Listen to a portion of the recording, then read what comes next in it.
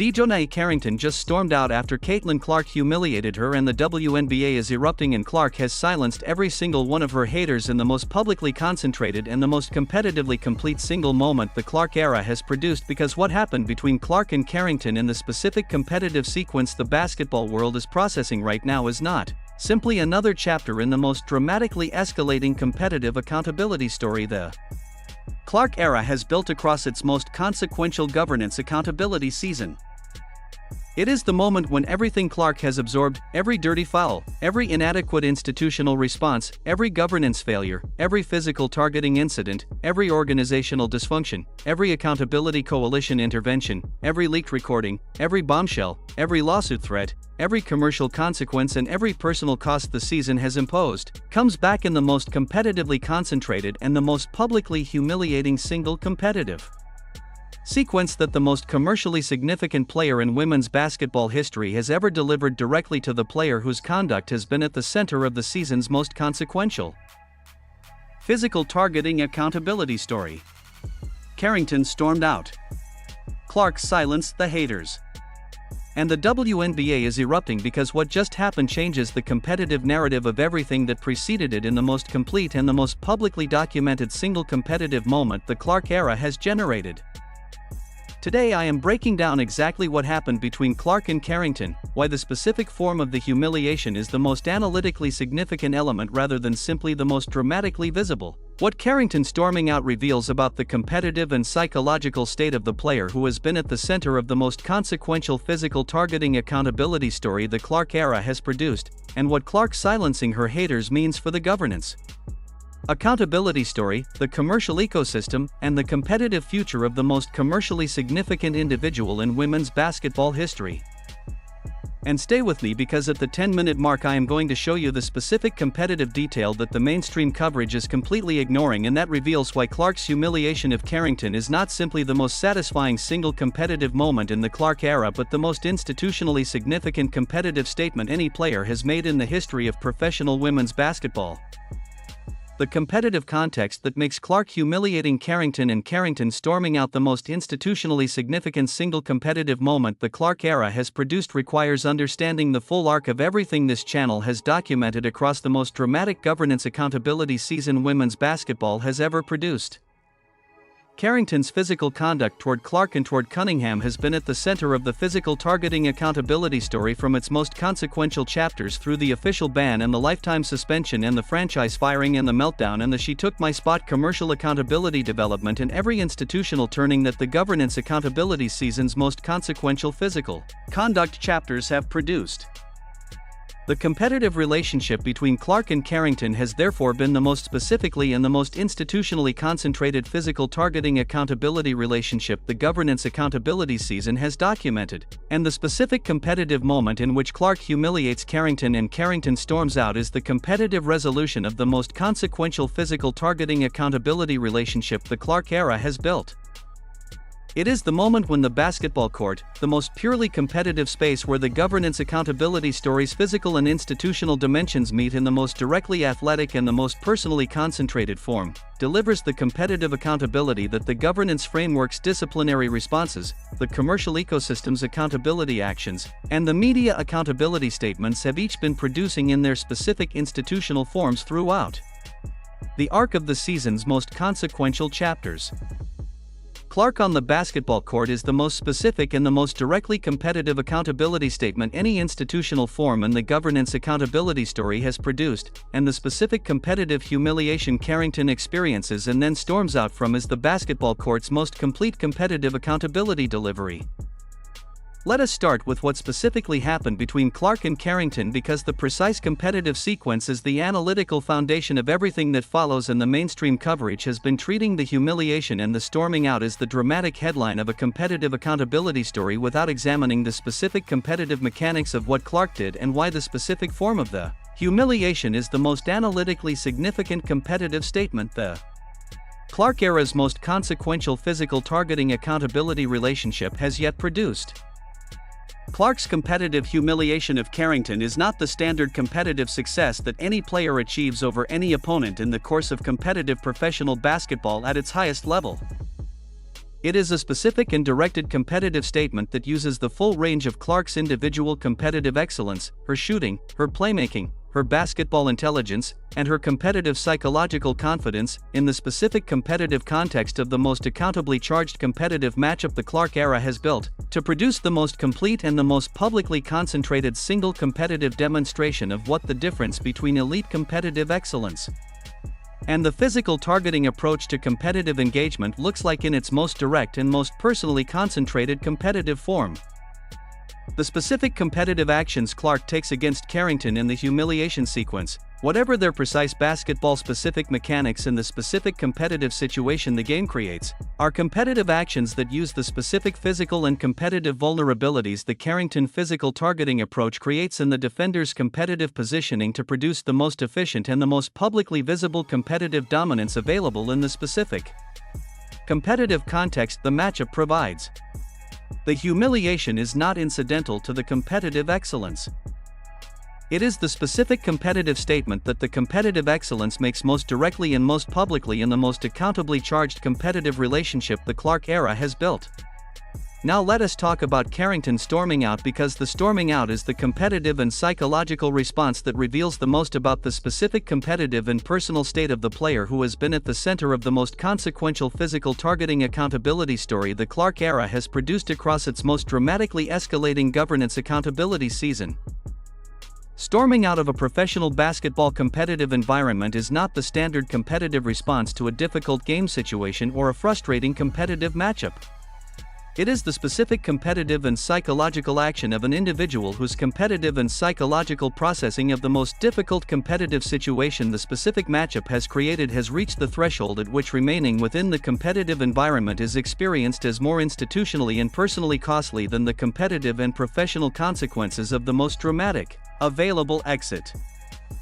Carrington storming out after Clark's humiliation is the competitive and psychological expression of an individual who has been at the center of the most consequential physical targeting accountability story the Clark era has produced, has experienced the most comprehensive simultaneous institutional turning against in professional women's basketball history, has seen the official ban and the franchise firing and the commercial accountability consequences and the lawsuit threat and every other institutional development the accountability season has generated, and is now experiencing the most direct and the most publicly concentrated competitive accountability that the basketball court's most complete competitive statement can deliver in the most accountably charged competitive relationship the Clark era's most dramatically escalating physical targeting story has built.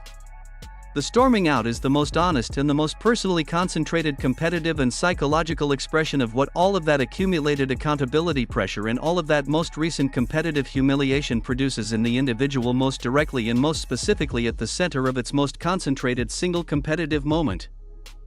Now let us talk about Clark silencing her haters, because the hater silencing dimension of what has happened between Clark and Carrington is the most commercially significant and the most publicly resonant element of the competitive sequence for the fan base that has been invested in the Clark era's governance accountability story throughout its most dramatic and its most emotionally intense single season. Clark's haters across the Clark era have been a specific and documented institutional presence whose specific objections to Clark's competitive standing, commercial significance, and institutional treatment have been one of the most consistently engaged with dimensions of the accountability story's most publicly visible and most emotionally concentrated chapters. The competitive humiliation of Carrington silences those haters in the most specifically competitive and the most publicly concentrated form available in the most accountably charged competitive relationship the Clark era has built, because the specific competitive excellence Clark demonstrates against the player whose physical targeting conduct has been the most specifically and the most institutionally documented expression of the competitive challenge the hater narrative has been most directly organized around is the basketball court's most direct and most complete competitive response to every institutional narrative about Clark's physical targeting situation that the most dedicated hater community has most specifically advanced. The silencing is not simply the satisfaction of watching a great player succeed against a difficult opponent. It is the basketball court's most complete competitive answer to the most specifically institutional and the most directly competitive challenge the Clark era's most consequential physical targeting accountability story has generated against the most commercially significant player in women's basketball history. Now let us talk about the WNBA eruption in response to Clark's humiliation of Carrington and Carrington storming out, because the eruption is the institutional expression of every stakeholder in women's basketball's commercial and competitive ecosystem simultaneously processing the most competitively concentrated and the most publicly visible single competitive accountability moment the Clark era's most consequential physical targeting accountability story has produced. The WNBA's eruption is not simply the standard institutional excitement of a competitive governing body processing an impressive competitive performance by its most commercially significant player. It is the specific institutional reaction to the most direct and the most publicly concentrated single competitive demonstration of the competitive accountability the governance framework's most consequential disciplinary and commercial accountability responses have been building toward as the most complete institutional accountability destination of the Clark era's most dramatically escalating physical targeting story. Every stakeholder in women's basketball's commercial and competitive ecosystem is processing the Clark humiliation of Carrington and the Carrington storming out as the basketball court's most complete competitive statement about the specific competitive and institutional dynamics of the most accountably charged competitive relationship the Clark era has built, and the eruption is the aggregate institutional expression of every stakeholder's simultaneous processing of the most competitively concentrated and the most publicly visible single competitive accountability moment the governance accountability season's most consequential physical targeting chapters have produced. Remember the specific competitive detail I mentioned at the start that the mainstream coverage is completely ignoring? Here it is. The specific competitive detail that makes Clark's humiliation of Carrington the most institutionally significant competitive statement any player has made in the history of professional women's basketball is not the specific basketball mechanics of the competitive actions Clark takes in the humiliation sequence. It is the specific competitive efficiency of those actions, the specific ratio of competitive excellence to competitive effort that Clark demonstrates against the player whose physical targeting approach has been the most institutionally documented expression of the competitive challenge to her physical safety and competitive freedom, because that competitive efficiency is the basketball court's most specific and most mathematically precise competitive statement about the relationship between elite competitive excellence and the physical targeting approach that the Clark era's most consequential physical targeting accountability story has been most urgently requiring the governance framework to adequately address through the institutional deterrence that the basketball court's most complete competitive statement has now delivered in its most directly competitive and its most publicly concentrated form. Here is what the mainstream coverage is almost entirely missing about Clark humiliating Carrington and Carrington storming out and the WNBA erupting in response, and why together they matter beyond the immediate competitive drama and the immediate institutional excitement of the most competitively concentrated single competitive accountability moment the Clark era has produced. The specific competitive accountability statement Clark's humiliation of Carrington delivers on the basketball court is the most directly competitive and the most institutionally complete single accountability contribution the Clark era's physical targeting story has generated in the most publicly visible and the most emotionally resonant form available in the competitive ecosystem of professional basketball at its highest competitive level.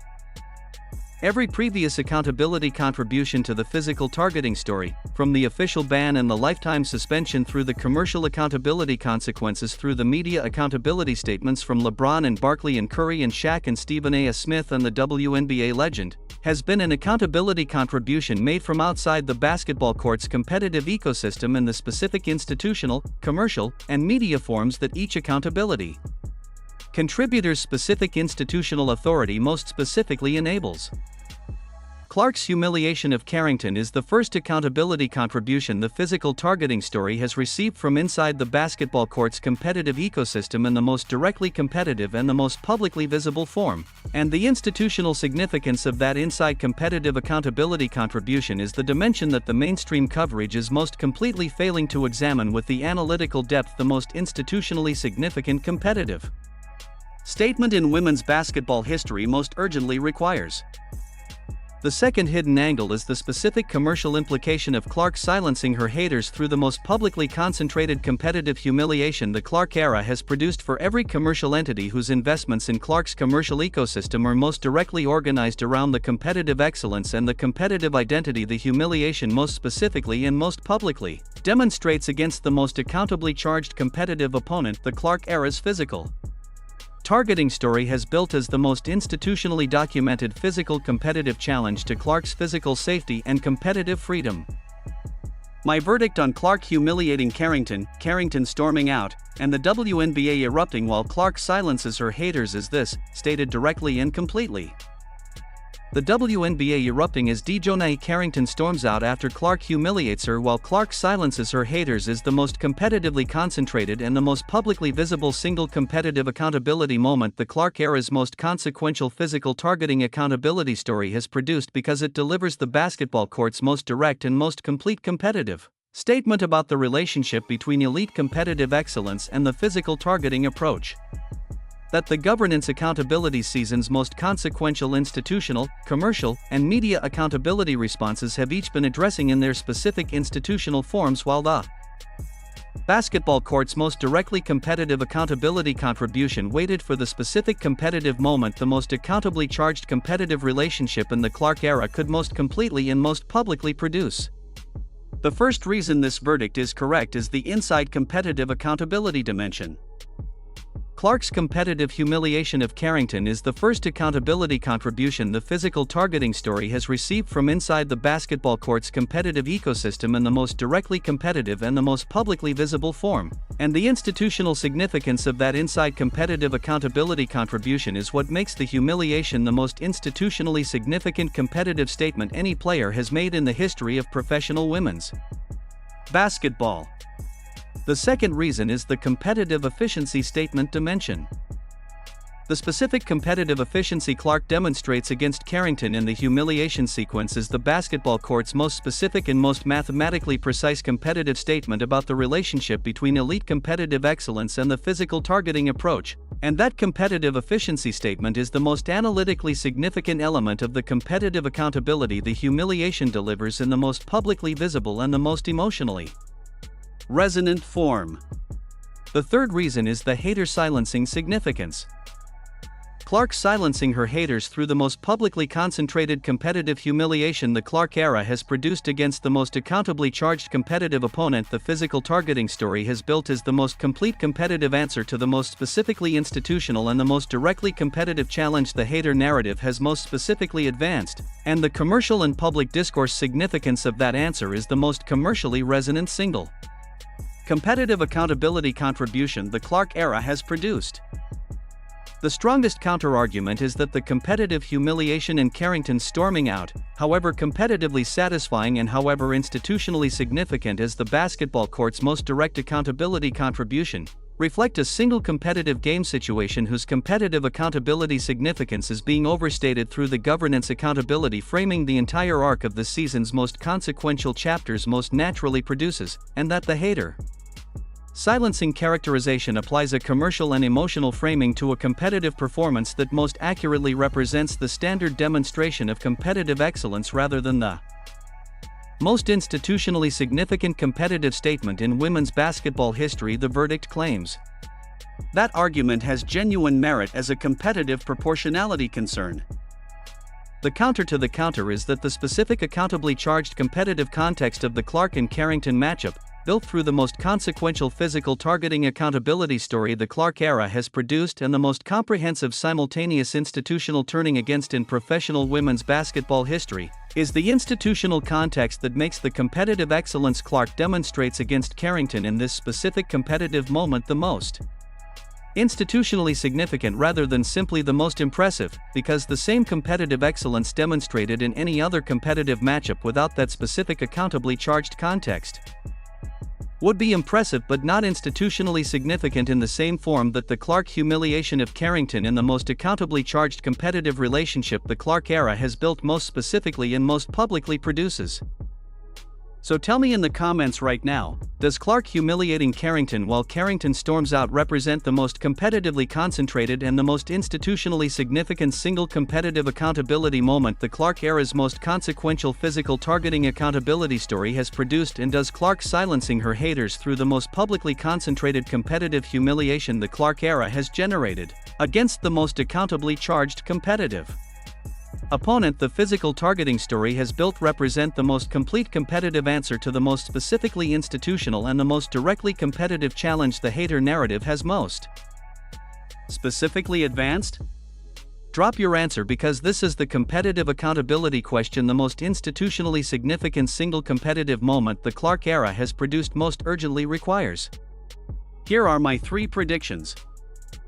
First prediction: the specific competitive performance Clark delivers in the humiliation of Carrington produces the highest single-game commercial viewership and engagement metrics of any Clark individual performance in the Clark era's most commercially significant competitive environment, generating commercial data points that every broadcast partner and commercial entity in the WNBA's ecosystem evaluates as the most direct available evidence that the basketball court's most complete